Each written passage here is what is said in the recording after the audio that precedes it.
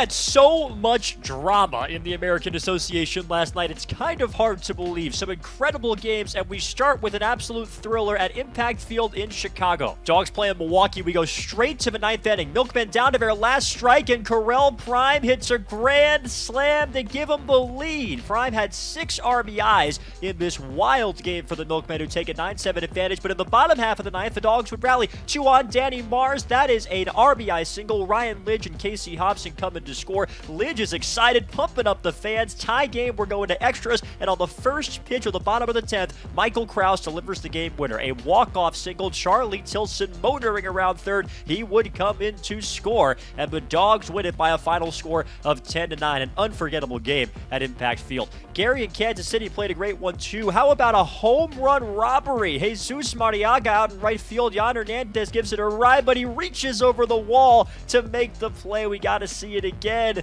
Reaching in. The kid wanted that souvenir, and he's not going to get it. Tremendous from Mariaga, but Kansas City winners in this game. Matt Hartman was great. 9 strikeouts over 6 innings of 2-run baseball. He's got a 1.62 ERA, and Matt Adams, say hello to your new American Association home run leader. 2 bombs for him. He's up to 19 on the season, leapfrogging his teammate John Hernandez on the leaderboard, and the Monarchs defeat Gary South Shore 10-3 from Legends Field in KC.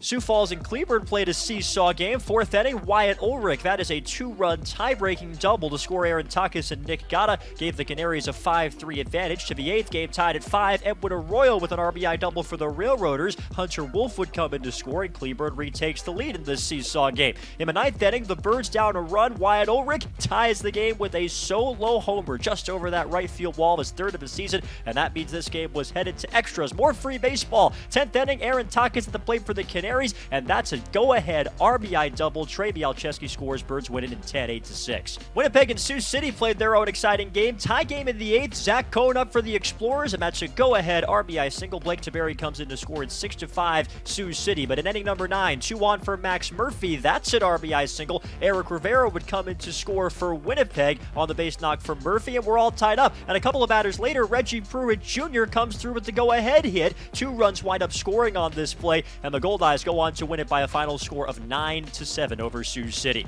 Kane County got a win over Lake Country last night. Great evening for Vance Worley. 7 innings, 1 run allowed, strikes out 5 from the former Minnesota Twin. He got the win for the Cougars in this one, and he got some great defense from Alexis Pantoja. Look at that over-the-shoulder catch on the pop fly, and then later laying out for the diving stab at third base. The Cougars beat the Knockhounds 11-4. And Lincoln victorious last night as well. Josh Altman came through again for the Salt Dogs. That's his second 3-run home run in his last 3 games. His 8th long ball of the 2022 season. That gave Lincoln a 5-0 edge, and Garrett Delano would take it from there. 6 1/3 innings for the two-way star. Strikes out 4 to earn the win. The Salt Dogs beat Fargo Moorhead 7-2. So what a night it was in the American Association. I mean, it seems like we had crazy plays all over the map last night as you see the full scores. In the standings, the Dogs still up 5.5 on Kane County in the East, followed by Milwaukee and Gary. And in the West, it's Fargo Moorhead, 3 games clear of Kansas City. Lincoln and Winnipeg still following them up in the remaining playoff spots. Tonight in the American Association, we got some day games and some night games today.